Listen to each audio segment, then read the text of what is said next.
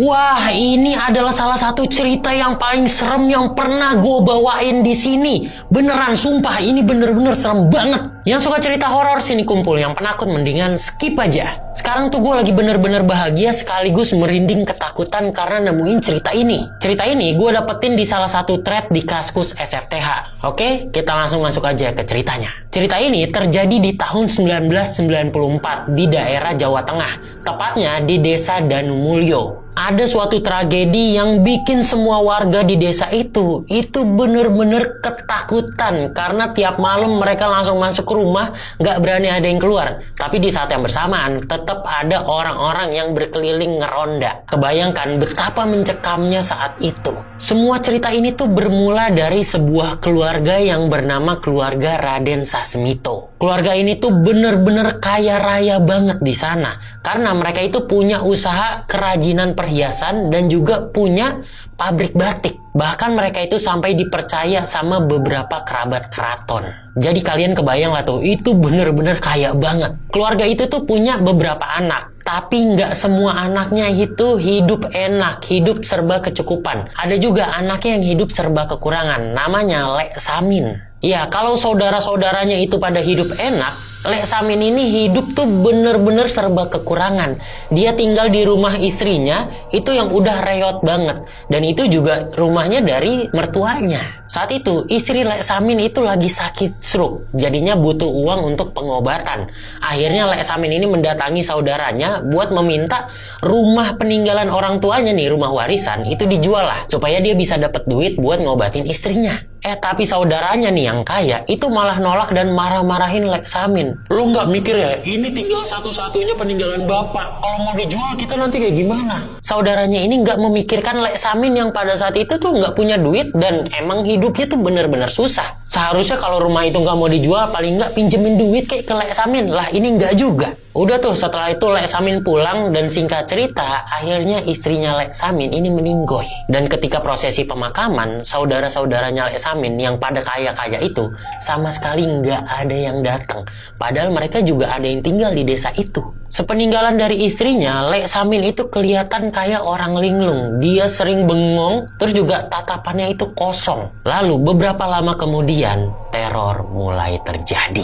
Teror ini tuh terjadi kepada saudara-saudaranya Lek Samin, di mana saudara-saudaranya ini sering ngelihat Lek Samin itu berdiri di depan rumah mereka, menatap dengan tatapan mengerikan ke arah rumah mereka. Yang jadi masalah adalah Lek Samin itu kelihatan berdiri di rumah masing-masing saudaranya itu di saat yang bersamaan. Karena kesel Lek Samin ini kayak menyebarkan teror, ini saudara-saudaranya ini ngajak kepala desa buat ngegerebek Lek Samin. Lek Samin ini pengen dimarah-marahin. Tapi ketika mereka nyampe di rumah Lek Samin, mereka mendapati atau ngeliat sesuatu yang bener-bener mengerikan. Sumpah nih, gue merinding. Begitu mereka masuk ke rumahnya Lek Samin, mereka langsung mencium bau busuk yang bener-bener menyengat. Terus mereka juga ngelihat Lek Samin sudah terbungkus oleh kain kafan. Ya, Lek Samin udah berbentuk pocong. Di mana tubuhnya Lek Samin itu udah terbaring kaku di bawah amben atau di bawah bale. Di situ juga terdapat sesajen kembang, kemenyan yang nyala, dan juga beberapa hal-hal lain. Yang lebih ngerinya adalah ternyata nggak cuma ada satu pocong, tetapi di sebelahnya Lek Samin persis itu ada pocong lain. Tapi pocong yang ini, itu kain kafannya udah lusuh, udah penuh dengan tanah. Ketika diperhatikan, ternyata itu adalah tubuh ataupun pocong dari istrinya Lek Samin. Mukanya udah membusuk dan aromanya bener-bener bau banget. Sumpah asli ini gue bener-bener merinding banget, parah. Selain itu, di dinding rumahnya yang berbahan dasar anyaman itu terdapat tulisan dari Lek Samin yang dimana itu ditulis menggunakan darah. Tulisannya itu adalah: tidak ada satupun dari keluarga Sasmito yang pantas hidup. Mereka bertanggung jawab atas nyawa Indri istriku. Mereka harus melihat dan terus mengingat apa yang telah mereka lakukan pada Indri. Mereka dan siapapun yang terlibat harus merasakan akibatnya. Aku bersumpah setiap tetes darahku akan merintih dan menuntut nyawa atas kematian Indri. Bila aku tidak bisa membalas dengan hidupku, akan akan kubalas dengan kematianku. Tulisan itu bener-bener bikin semua orang ketakutan, terutama keluarganya.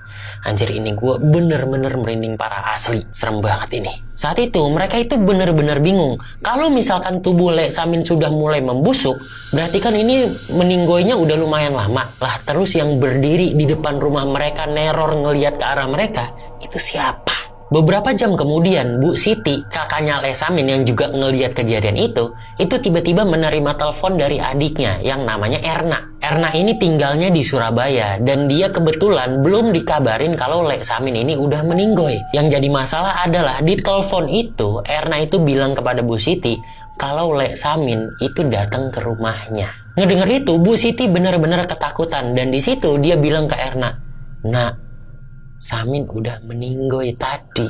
Ngedengar itu Erna ini benar-benar bingung. Meninggoy? Lah ini sekarang nih pas lagi nelpon dia itu tatap-tatapan sama Lek Samin. Lek Samin ini lagi duduk di ruang tamunya dia. Di situ juga tubuhnya Lek Samin itu kelihatan bener-bener pucat. Erna tuh bener-bener ketakutan, dia nanya ke Bu Siti, "Bu, ini kak gimana ini?" Tapi karena ketakutan, Bu Siti pun langsung mematikan telepon. Ketika Erna ngeliat lagi ke Lek Samin, ternyata kedua anaknya lagi main sama Lek Samin itu. Erna pun langsung nutup telepon, dia langsung ngejar, ngambil kedua anaknya, ngajak ngejauh. Di situ anaknya pada bingung, "Bu, kenapa? Kan kami masih mau nih main sama Lek Samin." Tapi ibunya nggak jawab dan tetap menjauh. Saat itu Lek Samin memandang ke arah Erna dengan senyuman yang benar-benar mengerikan.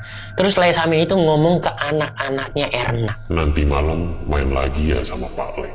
Erna pun langsung balik badan ngajak anaknya itu masuk ke kamar. Begitu dia balik badan lagi, Lek Samin udah nggak ada. Malam harinya Erna itu bener-bener ketakutan. Suaminya udah berusaha menenangkan tapi tetap aja nggak bisa. Dia tetap takut. Karena dia nggak bisa tidur, akhirnya Erna ini memutuskan buat tidur ke kamar anaknya, buat nemenin mereka. Tapi ketika pintu kamar anaknya dibuka, dia tuh ngelihat sesuatu. Tepat di atas anaknya tidur di langit-langit, itu ada pocong. Pocong itu meneteskan suatu cairan yang mengenai anaknya, yang bikin anaknya itu ngigo-ngigo ketakutan gitu dua-duanya. Di situ Erna bener-bener takut banget, tapi sebagai seorang ibu, nalurinya itu ya keluar. Erna itu ngomong, "Jangan!"